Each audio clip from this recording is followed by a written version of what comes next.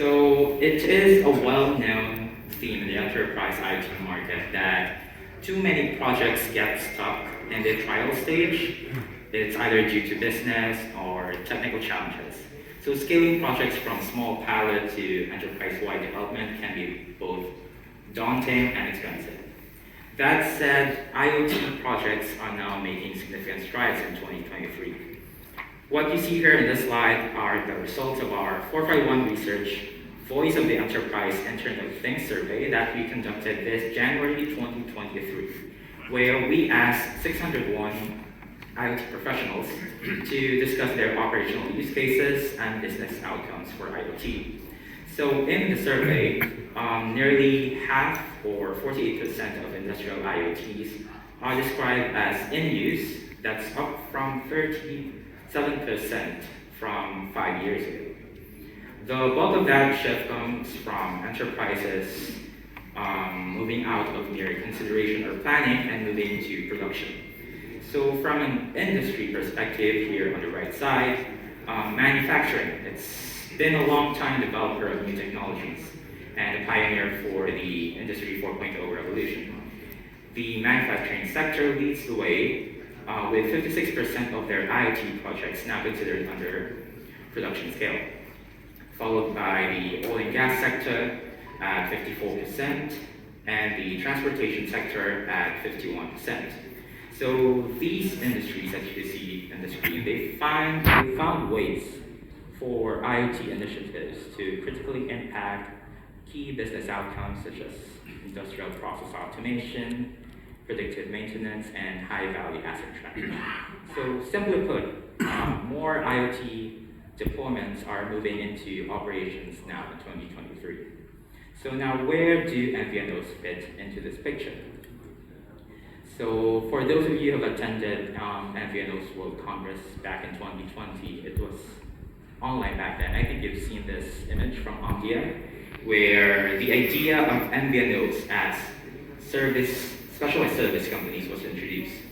So this framework suggests that MVNOs should focus more on being network companies, that is, maintaining networks and offering connectivity.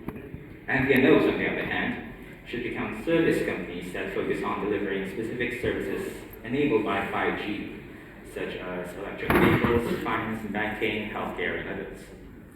So MVNOs, compared to MNOs, are smaller and therefore more agile. So they have the opportunity to support new technologies better, especially in the B2B scene. MVNOs will benefit by focusing and specializing in B2B 5G use cases in order to differentiate themselves from MNOs.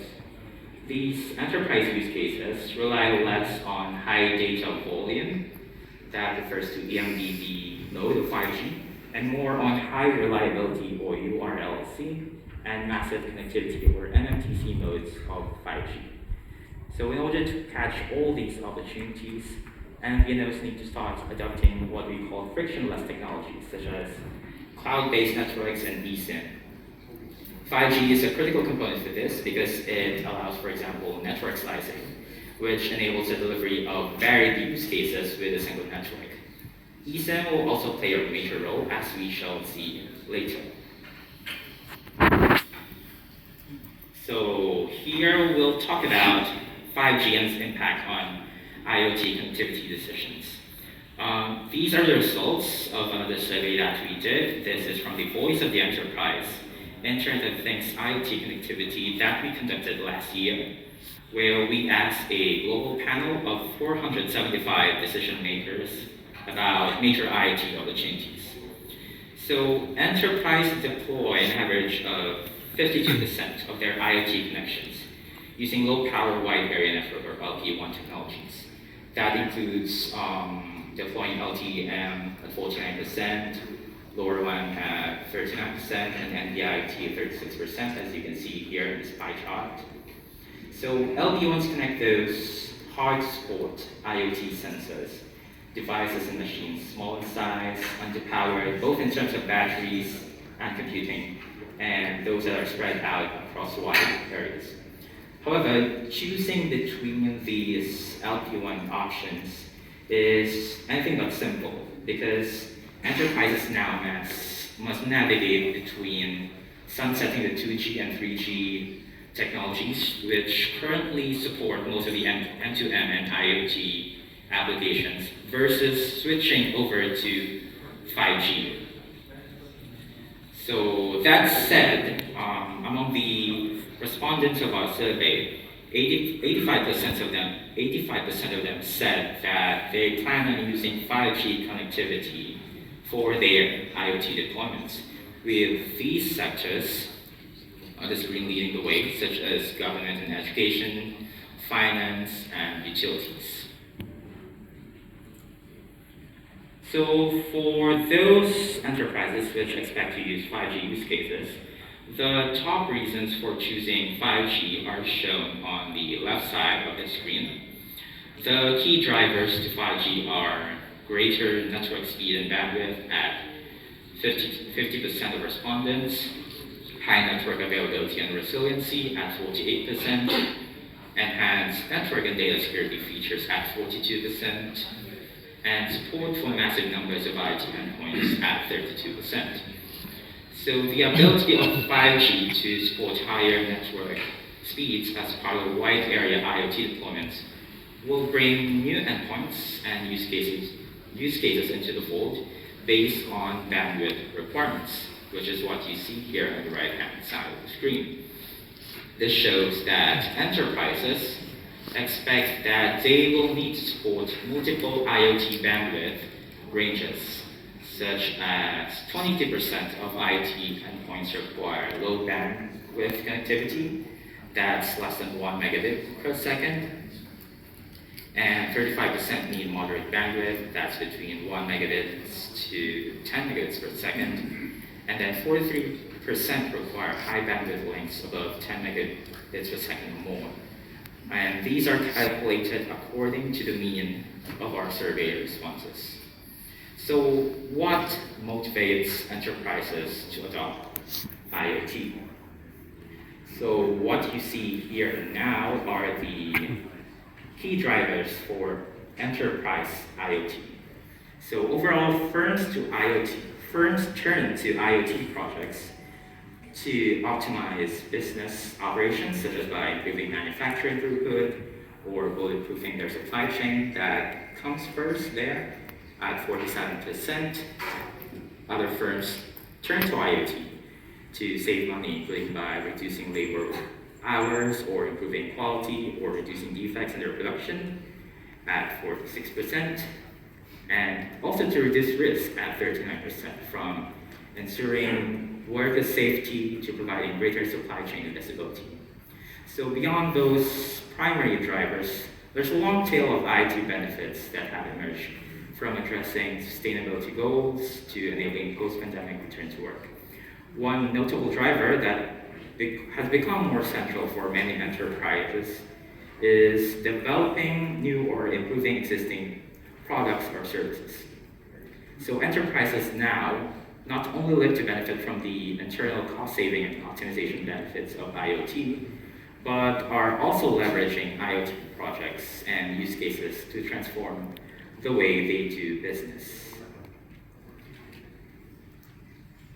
So as IoT and technology and applications have become more mainstream, there are also challenges faced by implementers, as you can see from this screen. So today, concerns about value of IoT or lack of executive support, those have largely faded, indicating that IoT now has gained solid acceptance. Just 19% of our respondents here are held back by a lack of digital strategy or leadership, 18% by internal disconnects, and 17% by a lack of compelling use cases. So in short, IoT has proved its value to enterprises. What remains is the question of how to best implement these initiatives.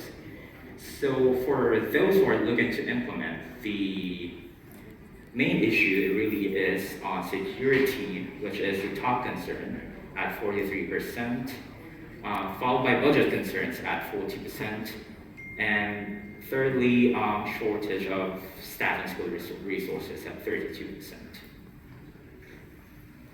So now we've seen the drivers and inhibitors of IoT deployments, and now I want to talk about the last part of this presentation, which is about eSIM, which this is going to be the focus for today, so I won't dwell on too much about the technical specifications, but what I want to say here is that eSIM has the ability to address both the enterprise IoT drivers and inhibitors. And the key factors that eSIM will bring into play is improved costs, operational efficiency, and security. So in the B2B space, eSIM will be a key enabler for IoT in the enterprise, where cellular connectivity is valuable. Since IoT modules have long life cycles and are expensive when replaced, there are clear benefits of not having to embed a physical SIM card onto these devices. There's also a direct cost benefit due to standardized manufacturing processes, because for manufacturers in IoT, they will no longer have to accommodate several standards of different physical SIM formats. It is also critical that MVNOs, IT service specialists, or the enterprises themselves can efficiently deploy and operate these new IoT networks and manage their applications on an ongoing basis. So the use of eSIM should enable efficient device provisioning and decommissioning. As we've seen in the previous slide, data privacy and security are among the top concerns for enterprise IT development. So eSIMs can offer enhanced security, which is a priority for enterprises, especially in sectors like healthcare, financial services, and applications involving the use of heavy machinery.